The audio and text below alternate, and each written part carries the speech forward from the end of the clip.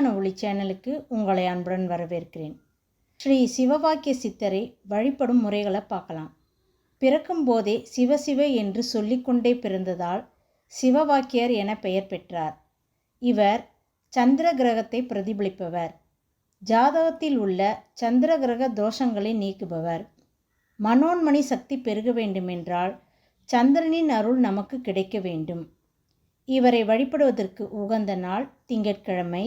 இவருக்கான வஸ்திரம் வெள்ளை, உகந்த மலர்கள் தும்பைப்பூ, வில்வம், சங்குப்பூ, நைவேத்தியம் பழங்கள், சுத்தமான விபூதி, தண்ணீர். சிவவாக்கிய சித்தரின் தியானச் செய்யுள்.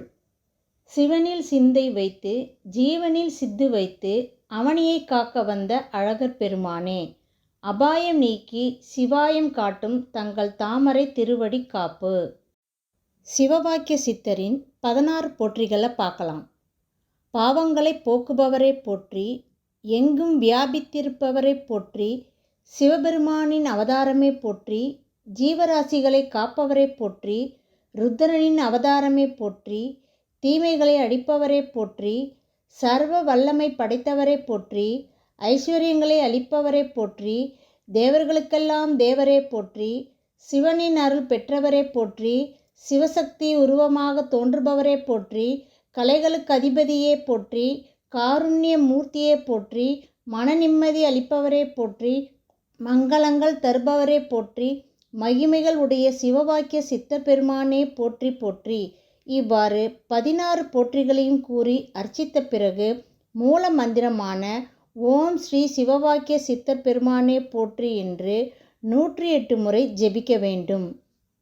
சிவவாக்கிய சித்தரை வழிபடுவதால் ஏற்படும் நன்மைகளை பார்க்கலாம். மனவியாதி, மன அழுத்தம், சஞ்சலங்கள் அகன்றே மன நிம்மதி கிடைக்கும்.